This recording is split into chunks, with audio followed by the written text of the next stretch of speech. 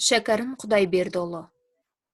Семей облысы, Абай ауданы, Шыңғыс тауының бөктерінде 1858 жылы 11 шілдеде дүниеге келген.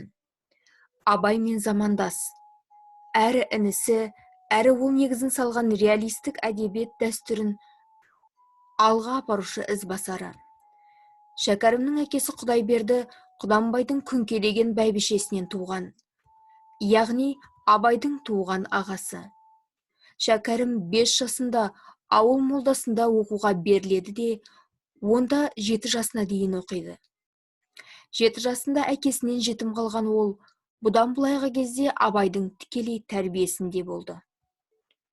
Өскен ортасының асабай дәстүрлері мен Абай ағасының тәрбиесі табиғатынан зерек Шәкәрімнің жетімдік көрмей өсуіне ғана емес, оның талантты ақын, парасатты ой иесі болуына да зор ықпалын жасады. Шәкәрімнің өзі кейінірек былай деп жазады. Әкеміздің бір шешесінен туған Ибрахим мырза, қазақ ішінде Абай деп атайды. Сол кісі мұсылманша һәм орысша ғылымға жүйрік, һәм Алланың берген ақылы да бұл қазақтан бөлек дана кісі еді.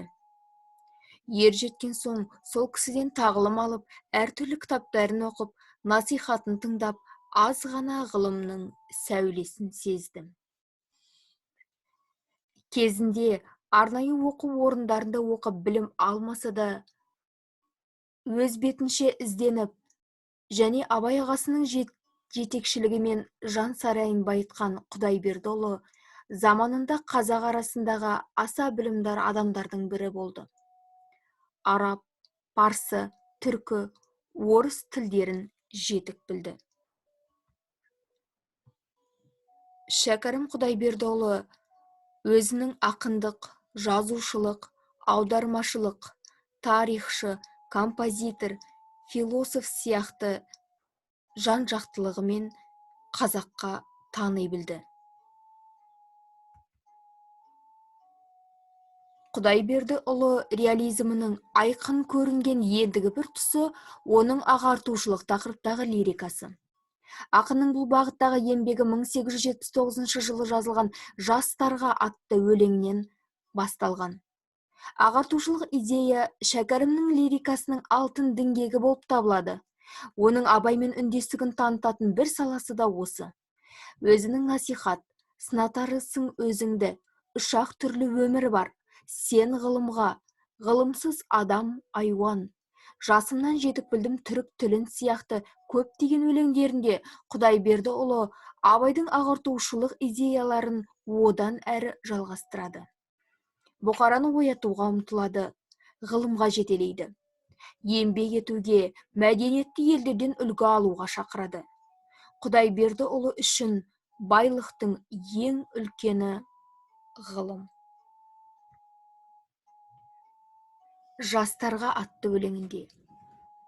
Кел, жастар, біз бір түрлі жол табалық, арам, айла, зорлықсыз мал табалық, өшпес өмір, таусылмас мал берелік, бір білімді данышпан жан табалық.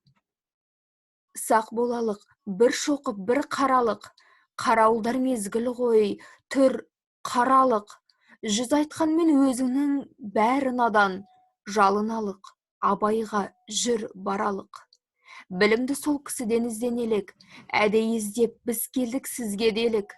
Өмір зая болмастық өнер үйрет, ақылыңды аяма бізге делік. Шәкәрім Құдайбердіұлының екінші бір қыры аудармашылық. Ол Пушкиннің қара сөзбен жазылған Дубровский романын «Метель» повесін өлеңмен аударды. Американ жазушысы Гарриет Бичерстоунның «Том ағайдың балағаны» романын аударған. Толстойдың «Асархидон Лаэли», «Үш сауал» ертегілерін Крис патша, Жан Панжизан хан, Ождан, Қол шатыр бұйрығы әңгімелерін аударған. Шәкәрім Құдайбердіұлы 1905 жылы қажылық сапарға аттанады. Қасиетті Меккеге барып, қажылық парызын орындағаннан кейін, ол кездегі түркі мұсылман елдерінің мәдени ордаларынан Ыстамбул қаласында біраз уақыт аялдап, түркі халықтарының тарихын зерттейді. Ол зерттеулері нәтижесінде 1911 жылы түрік, қырғыз һәм хандар шежіресі атты кітабы жарыққа шықты. Шәкәрімнің әндерін алғаш рет нотаға түсірген голландық Эрнстович Бембиос, ол 1919-1922 жылдар аралығында Ақмола саяси бөлімінде нұсқаушылық қызмет атқарып жүріп, қазақ әндерін нотаға түсірумен шұғылданды. Соның нәтижесінде 1926 жылы музыкалық этнография жинағында нөмір 1 шәкәрім, нөмір 2 шәкәрім деген атпен Шәкәрімнің 2 әні жарық көреді. Бірақ 2 әннің де өлеңі нота астында жазылмаған. Тек орыс тілінде мазмұны берілген.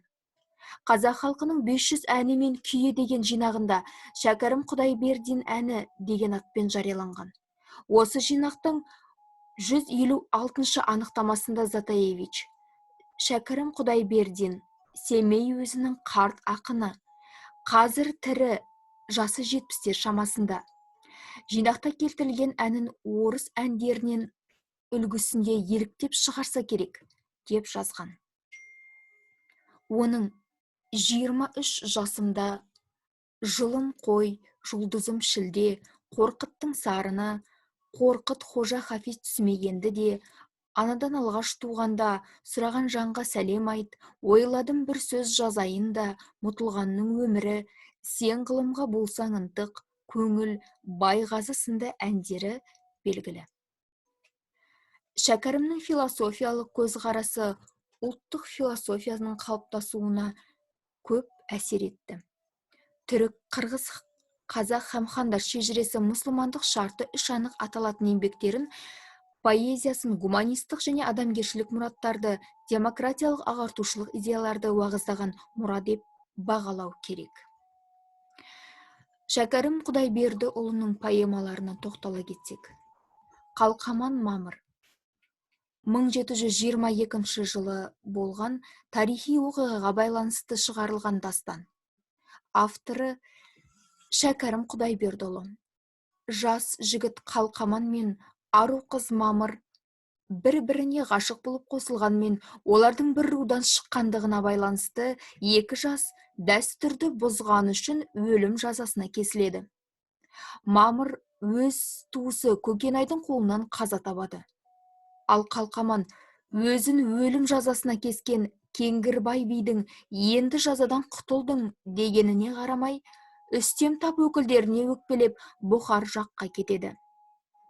Дастанда Қалқаманның ол жақта өсіп өніп, ұрпағы 100 үйге жеткені айтылады.